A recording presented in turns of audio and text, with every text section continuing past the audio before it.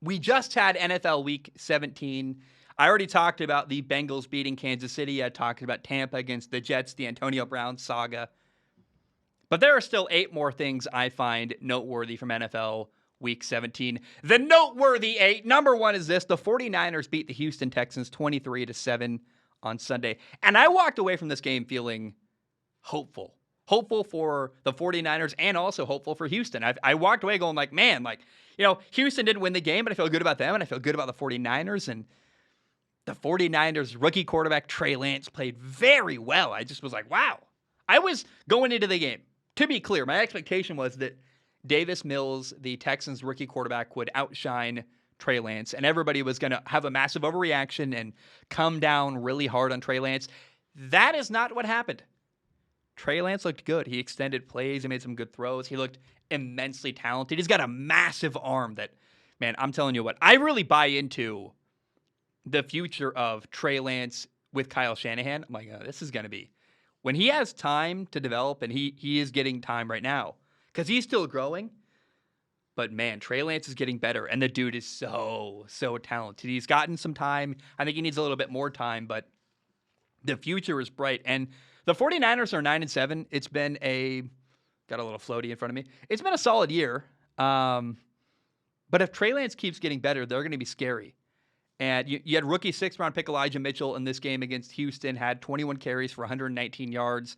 That's a piece I'm excited for next year. So next year, you got Elijah Mitchell, Brandon Ayuk, Deebo Samuel, George Kittle, Trey Lance at quarterback. I think the 49ers could be even better next year because there's been a couple times this year where Jimmy Garoppolo at quarterback has limited and held back the 49ers offense. And he needs more time to grow. But I'm very excited about Trey Lance. And this was a good omen. To me, I'm like, I just walk away from this game going like, oh, thank God.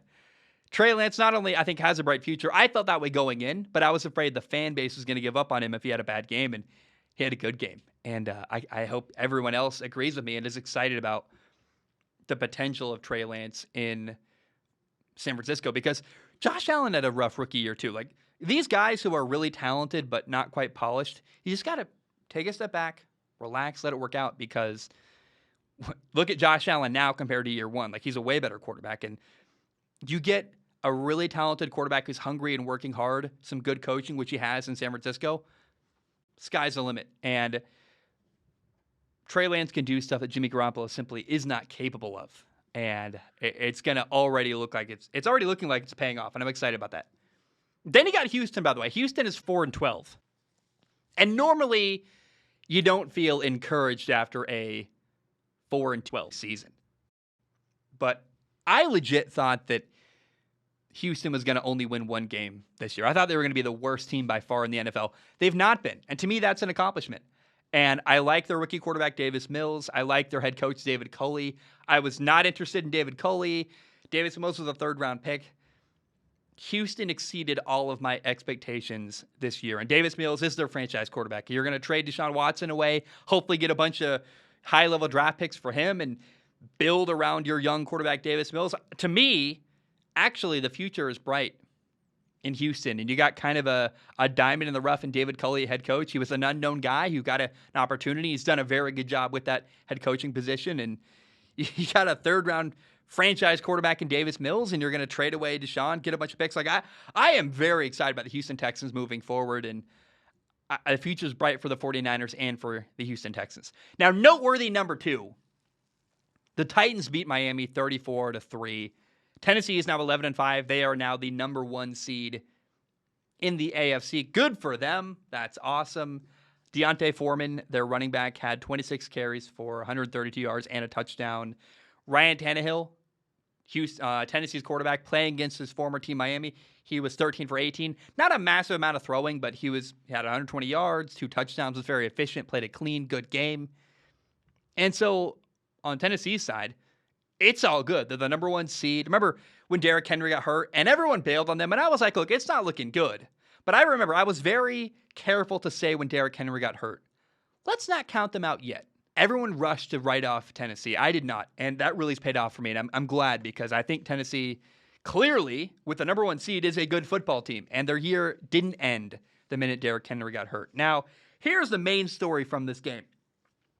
Number one, it's that Miami was eliminated from the playoffs. Miami is 8-8. They will not go into the NFL playoffs at all. Number two, their young quarterback Tua Tagovailoa was not good. He needed to be impressive, and he was actually instead unconvincing is the word that comes to mind, because he was 18 for 38 passing, 205 yards, no touchdowns, one interception, one fumble. So Tua had a 47% completion percentage and 2 turnovers. And I think Miami, to be clear, Miami needs another receiving weapon. They need to build their offensive line. But I do believe that Miami's going to trade for Deshaun Watson if they get the opportunity. And frankly, I believe Miami's front office is looking for reasons to replace Tua. And they're going to use this game against Tennessee, a game with the playoffs on the line against a good football team. I think Miami's going to use this game from Tua as a justification for getting rid of him. Because when you are in a situation where someone doesn't want you and they're looking for reasons to replace you, you got to be like perfect. And Tua had a chance to prove himself, and he did not. In fact, again, I think he gave the organization a reason to go, next.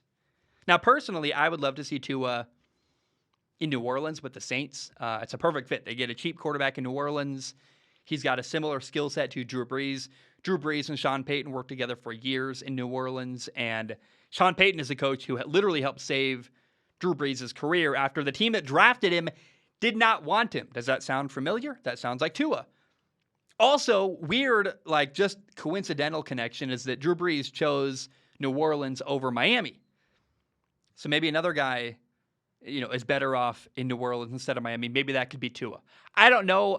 It also seems like New Orleans could be happy with Jameis Winston, who won some games. It could be another cheap option at quarterback. But I'm throwing that out there because I want to see Tua do well, and I think Tua could do well in New Orleans. And honestly, no offense to Tua, because he's got a limited skill set and he needs help. He needs good people around him, good coaching.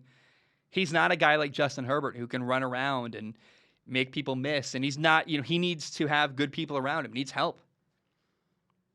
I think New Orleans is one of the only places where Tua could go and be really, really good. Maybe there, Dallas doesn't need a quarterback. Like the teams that need a quarterback aren't very good. And I really think that Tua, other than New Orleans, he doesn't have a lot of good opportunities and good options. Maybe he goes to Tampa and eventually replaces Tom Brady. That's a thought too, but it's slim pickings for Tua if you want to see Tua on the field. And I'm really, really interested and concerned about his future with the Miami Dolphins.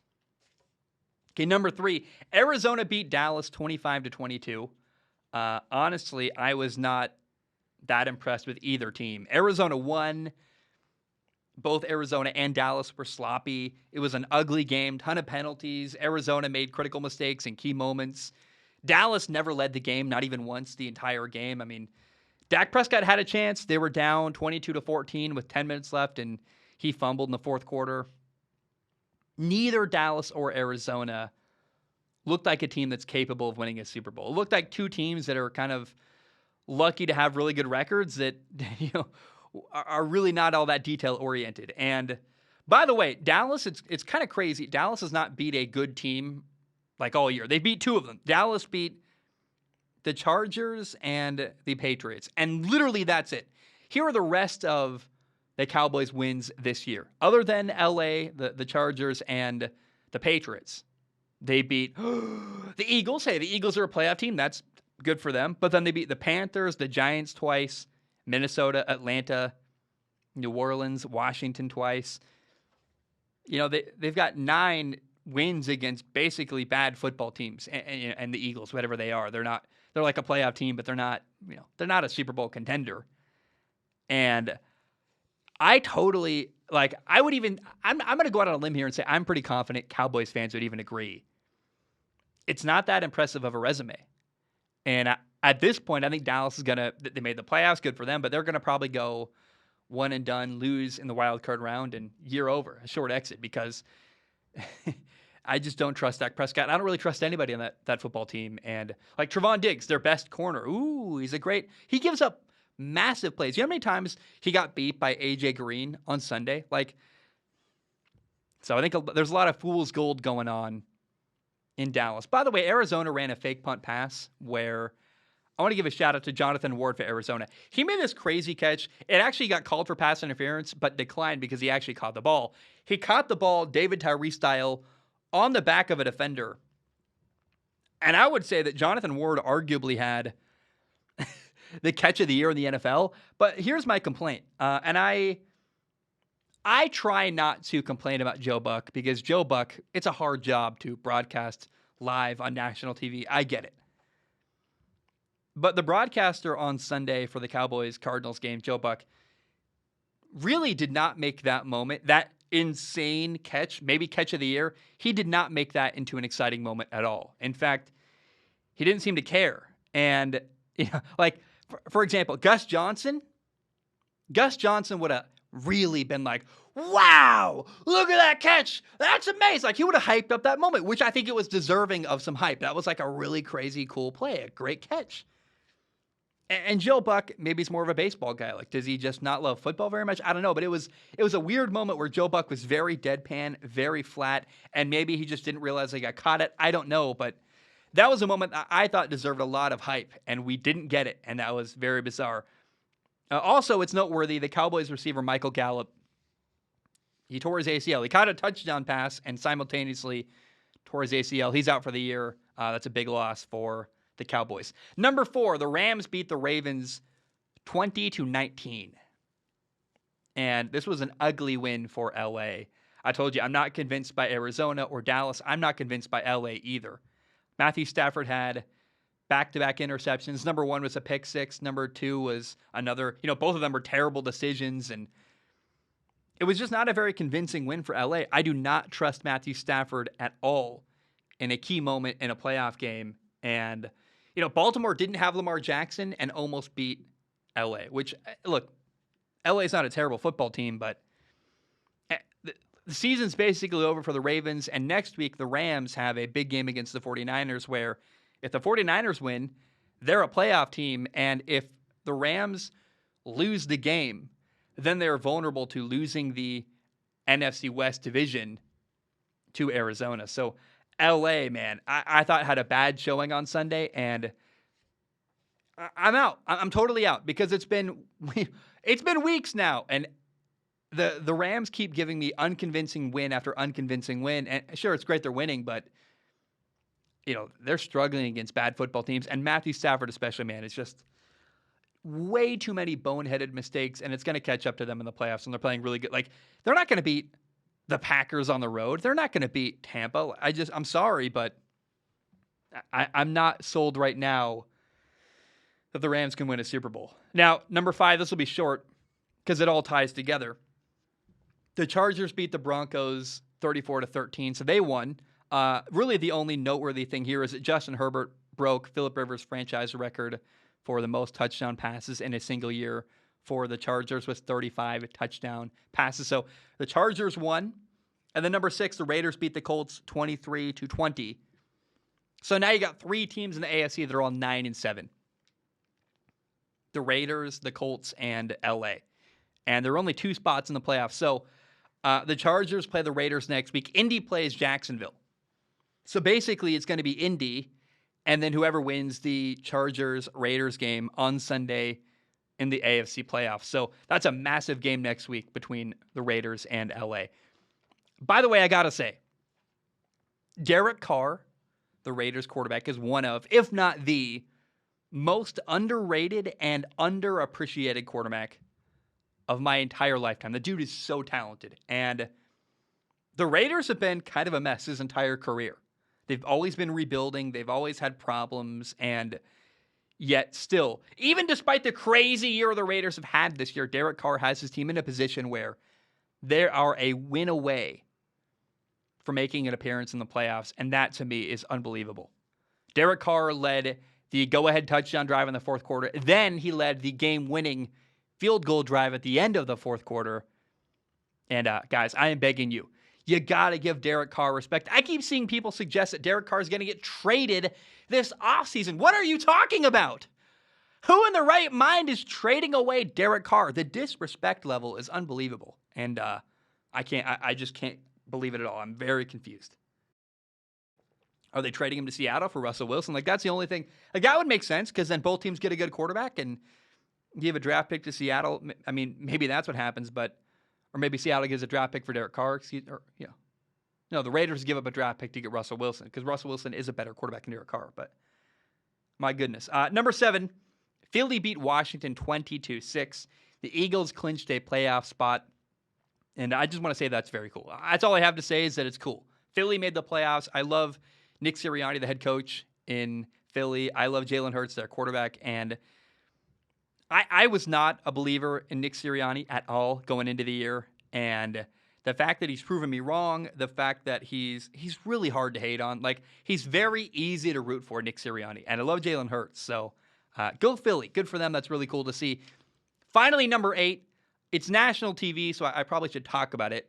On Sunday Night Football, the Packers beat Minnesota 37-10. I don't have much more to say than that. It's just, Aaron Rodgers was good. The Packers dominated.